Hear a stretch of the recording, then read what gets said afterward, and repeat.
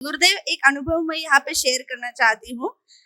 इस बार मैं आपके लिए पूना की स्पेशलिटी है सेव चिवड़ा। तो मैं आपके लिए लाई हूँ और माता जी के लिए भी लाई हूँ। और जो अपने दरबार के बच्चे हैं उनके लिए सनातन का इत्र लाई हूँ। तो कृपा करके ये स्वीकार करना। और मैं घर से अपने खेत से ना सीताफल लाई थी।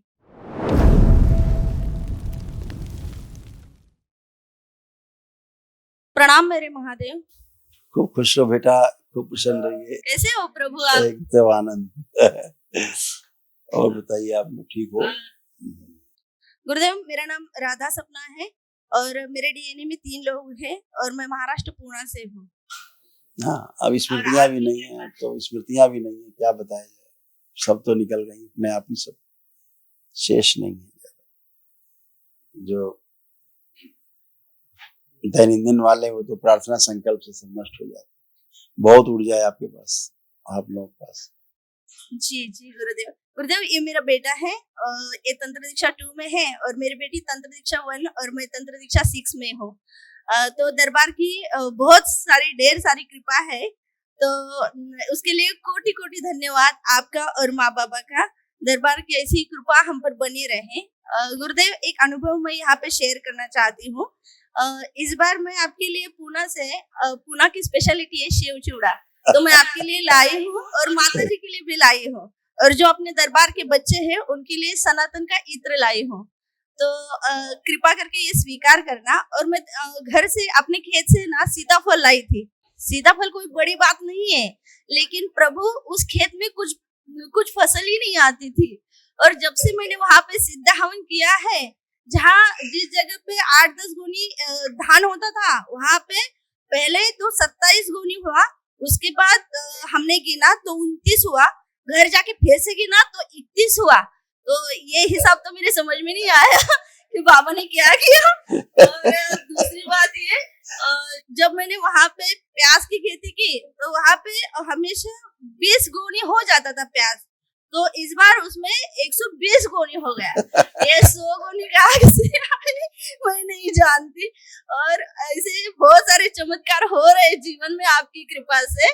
और अब क्या बोलूं, कभी कभी आपका शेड्यूल देख के लगता है कि आपको तो ना खाने पीने का ना सोने जागने का कुछ भी ख्याल नहीं है। तो एक मासूम सा सवाल है दिल में कि हमारे हिस्से के गुरुदेव हमें कब मिलेंगे। तो बेटा प्रभु, और एक बात है, संदेह नहीं है, बिल्कुल संदेह नहीं, 0.1% में भी नहीं है, सिर्फ जिज्ञासा है। इसकी वजह से मेरे दिल में 3 सवाल है और एक प्रार्थना है। अगर आपकी आज्ञा हो तो क्या मैं पूछूं? हाँ बेटा, बिल्कुल बिल्कुल। प्रभु, ये क्या हो रहा है कि अमावस और पूर्णिमा के 2-2 दिनों में, अमावस और पूर्णिमा के 2-2 दिनों में मेरे बच्चों के साथ अति तीव्र विद्वेषण हो रहा है। इतना विद्वेषण हो रहा है, एक तो तू मर या मर जाऊं, ऐसी स्थिति हो रही है। और इस घटना को मैंने थर्ड पर्सन बन के यानी साक्षी भाव से देखा गुरुदेव। और मैं अपने आप को कंट्रोल कर रही थी, लेकिन कंट्रोल नहीं हो रहा था। दूसरे दिन हम दोनों में इतना ज्यादा प्यार और उमड़ रहा था, तो इसको भी मैंने देखा। लेकिन मैं समझ नहीं पाई कि 2 घटनाओं में सच्चाई क्या है, सच क्या है। और दूसरा सवाल ये है प्रभु कि जब मैंने इसको अति विचार करके फिर से सूक्ष्म रूप में देखना चाहा, तो ऐसा लगा कि इन दिनों में ब्रह्मांड में ऐसा कुछ तो घटित हो रहा है जो जीवनी ऊर्जा को इस स्तर पे प्रभावित कर रहा है। लेकिन कोई इसे समझ पा रहा है, कोई नहीं समझ पा रहा है, ऐसा मुझे लगा। क्षमा गुरुदेव। अगर और थर्ड क्वेश्चन ये है कि ऐसा क्यों हो रहा है और इस प्रभाव के कारण कोई अनुचित कर्म घटित होता है, तो यहाँ पे कर्ता और कर्म फल, इस सिद्धांत को मैं समझना चाहती हूँ। तो अगर कुछ गलत हो इसमें तो क्षमा गुरुदेव। लेकिन ये जिज्ञासा, मेरा ध्यान केंद्रित नहीं हो रहा है और मेरे ध्यान साधना में अड़चन निर्माण हो रही है। परेशानी यहाँ पे होती है कि अपने सबके स्वयं के अपने अपने कर्म भोग होते हैं, ठीक है ना। अपनी अपनी कर्म स्मृतियां हैं। भोग कटने के लिए जब आप दरबार से जुड़ते हैं तो भोग कटते हैं, आपके साधना से भोग कटते हैं। स्मृतियां पीछे से आती रहती हैं, नष्ट होती रहती हैं। स्मृतियां नष्ट हों तभी मुक्ति होती, तभी मोक्ष होता है। अगर एक भी स्मृति शेष है, स्मृति शेष है तो इच्छा शेष है। इच्छा अगर शेष है तो फिर मुक्ति नहीं, मोक्ष नहीं, है ना। तो वो चीजें सामने आती रहती। आप सौभाग्यशाली हो कि दृष्टा के रूप में चीजों को देख पाते हो, अन्यथा लोग देखने के बजाय दृष्टा के रूप में उसमें सम्मिलित हो जाते हैं कष्ट में, और पीड़ा, बहुत पीड़ा महसूस करते हैं, और भगवान को कोसते रहते हैं कि हमने तो ऐसा कुछ किया नहीं और हमें इतना कष्ट हो रहा है। तो जो सौभाग्यशाली होते हैं, दरबार से जुड़ पाते हैं, पूर्ण गुरु से जुड़ पाते हैं, बाबा जैसे पूर्ण गुरु से, तो हम अपने कष्टों को, अपनी समस्याओं को गहराई से देख पाते हैं। जैसे ही देख पाते हैं तो एक अंदर आश्वस्ति आती है कि वो ये मेरा हो गया, ये कुछ तो है, ये मैं नहीं, ऐसा नहीं, लेकिन ये कुछ तो है, कुछ तो आया, कुछ तो है। उसको इतने से अपने से अलग देख पाते हैं। जब अपने से अलग देख पाते हैं मतलब हम दृष्टा हैं, हम साक्षी भाव से देख पा रहे हैं, तो ऐसे कट जाता है, भोग निकल जाता है। कब निकल जाता है पता ही नहीं लगता है। ये भी चीजें होती हैं। तो बहुत अच्छा है बेटा, ये सब चीजें आप देख पा रहे हो, चीजों को, और दृष्टि आपकी गहरी हो, आप उस लेवल पे पहुंच गए हो जहां चीजें आप पृथक पृथक देख पाते हो, साफ साफ, कि ये मेरा नहीं, ये कष्ट आ रहा है मेरा नहीं है, ये मेरा कष्ट नहीं है, ये किसी और का कष्ट हो सकता है, परिवार का हो सकता है, हमारे बच्चों का, या हमारी स्वयं की स्मृति भोग है, हमारा निकल रहा है, बाहर जा रहा है, एकदम दृष्टा होकर के। तो फिर हम कष्टों से बचे रहते हैं। जब हमें लगता है कि नहीं ये तो मैं, और मुझे ही कष्ट हो रहा है, तो मैं तो लगता क्या होगा, भगवान जाने आगे क्या होगा, तो फिर वो कष्ट और बढ़ जाता है, आनंद लेता है कष्ट। तो आपको पता ही है कि आप दरबार से जुड़े हो, कष्ट आपको कुछ बिगाड़ नहीं सकते, रोग आपको कुछ बिगाड़ नहीं सकते, भोग कटके ही रहेंगे, मोक्ष होके ही रहेगा, हाँ, सेवा जो लक्ष्य है वो करके ही रहेंगे। तो ये सब अच्छा अच्छा इसीलिए आप कर पा रहे हैं, अच्छा अच्छा कर पाएंगे, क्योंकि आपकी दृष्टि विकसित हुई है। छोटे छोटे बच्चे जो आपके, इनकी दृष्टि विकसित हुई है।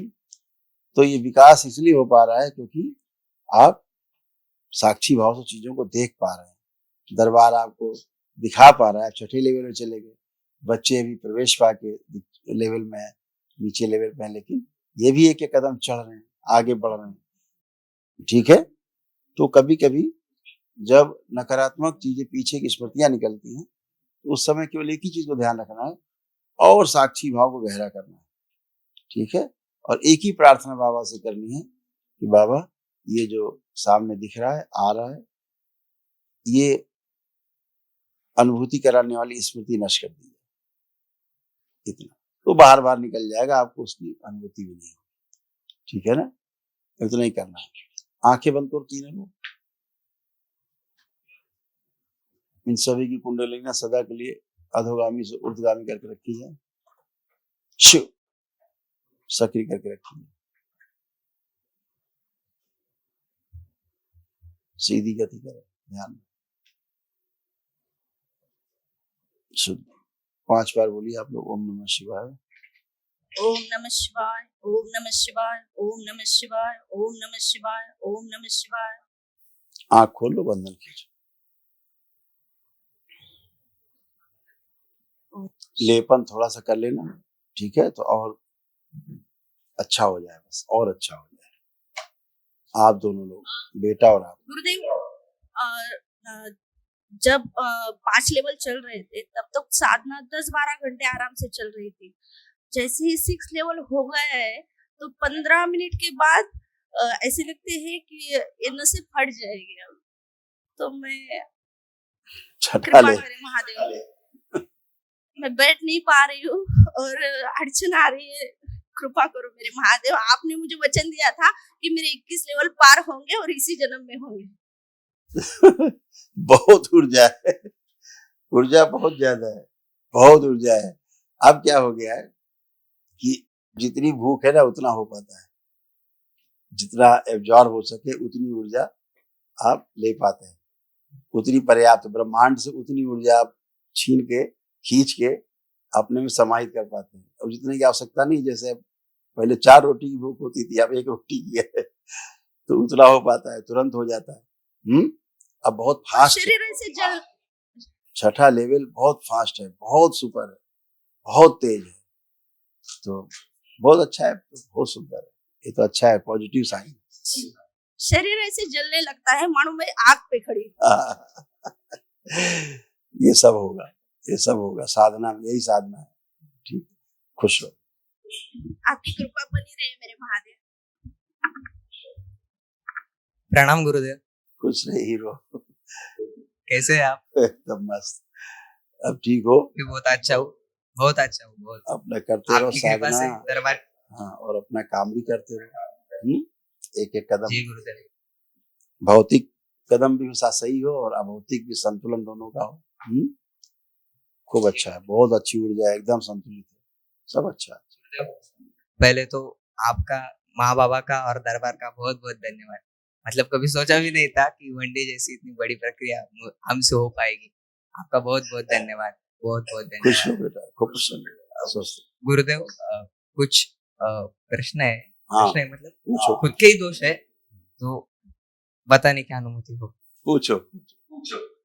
गुरुदेव, सबसे पहले तो मतलब कभी कभी, मतलब थोड़े दिन पहले, कल की बात है, बहुत हाइपर हो जाता हूँ अचानक से। कुछ मतलब चीजें तो नहीं होती पर हाइपर हो जाता हूँ, तो इस बारे में थोड़ा सा आप देख लीजिए। अभी क्या है ना, आज पहली बार एक दिवसीय अनुष्ठान का पुण्य तुम्हारे पास सक्रिय है ना, इसलिए वो सब गंदगी सब नष्ट हो गई, स्मृतियां थी तुम्हारी नहीं थी, नष्ट हो गई।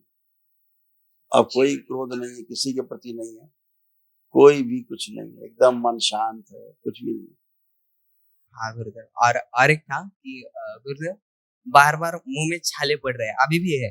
पेट साफ रखना है, पेट साफ रखना, पेट अच्छा नहीं, ठीक, हाँ, पेट को अच्छा रखना है। अगर आंवले का रस मिले तो आंवले का रस डेली जो है ना 2 ढक्कन और मिश्री के साथ मिला करके शरबत बना के सुबह 1 गिलास पिया करो, खाली पेट पी लो 15 दिन। जी गुरुदेव। और एक प्रार्थना है, मतलब ऐसे नहीं बता सकता, मन ही मन मतलब प्रार्थना कर दूं? कर दो, मन ही मन करो। ओम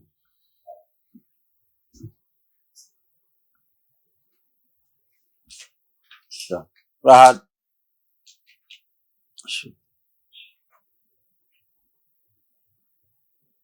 सब नष्ट कर शुद्ध। 3 बार बोलो ओम नमः शिवाय। ओम नमः शिवाय, ओम नमः शिवाय, ओम नमः शिवाय। बढ़िया है, खुश रहो, खूब खुश रहो, प्रसन्न रहो, और खूब अपनी जिम्मेदारी को अच्छे से निभाना। पापा की जिम्मेदारी को खूब निभाना है। बहुत बहुत धन्यवाद गुरुदेव, बहुत बहुत धन्यवाद। और गुरुदेव, सिर्फ दरबार से जुड़े रखें हमेशा बेटा, हमेशा खूब खुश। प्रणाम गुरुदेव। खुश रहिए। कैसे हो? अच्छी हूँ बताइए।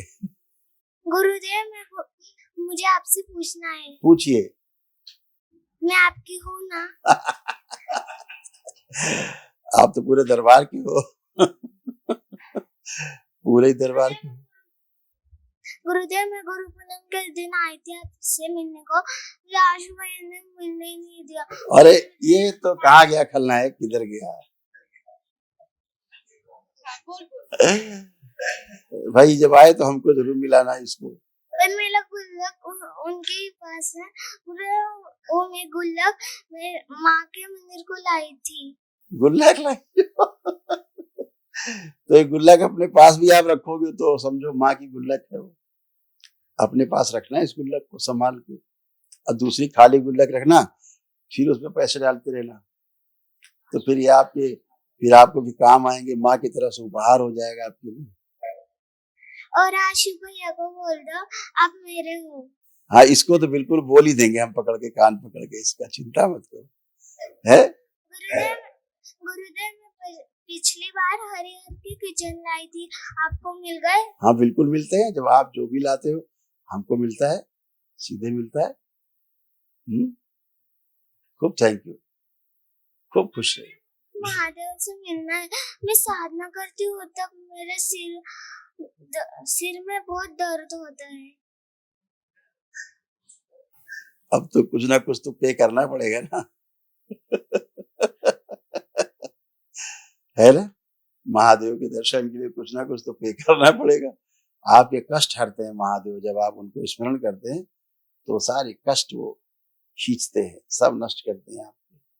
हैं, तमाम आपके जो बैड एनर्जी है, जो रोग होते हैं, उनकी स्मृतियां सब खींच के डिस्ट्रॉय करते हैं। महादेव कभी किसी को कष्ट नहीं देते, कष्ट हरते हैं, सबका विष पीते हैं। गुरुदेव मेरे पैर में बहुत दर्द होता है। अब तो चला गया, इतनी महादेव की तुम भक्त हो, चल फिर के उठ बैठ के देखो, अब कोई दर्द है, मूवमेंट करिए, चलिए फिर उठिए बैठिए। अब कोई कष्ट है? नहीं। नहीं है, तो इसीलिए तो खूब खुश रहिए, खूब प्रसन्न रहिए, खुश रहिए। Thank you. हाँ बेटा। गुरुदेव, एक प्रार्थना है कि इस आध्यात्मिक सफर में मेरे और बच्चों में कोई जो उच्चाटन हो रहा है वो आजीवन के लिए खत्म हो जाए और हम सब कोई में उच्चाटन, अब कोई उच्चाटन नहीं, अब कोई उच्चाटन नहीं, न कभी होगा। ठीक है गुरुदेव, आपकी कृपा बने रहे। कोटि कोटि प्रणाम। खूब प्रसन्न रहिए, स्वस्थ रहिए। सिद्ध वो डीएनए कर ले, मैं क्या बोलते हैं, अभी डीएनए ब्रेक करके, एक बार डीएनए ब्रेक करना, फिर से महावन कर लेना फिर से, ठीक है, और एक सिद्ध हवन जरूर करना जाके घर में पुनः, संपत्तियों का कर्म।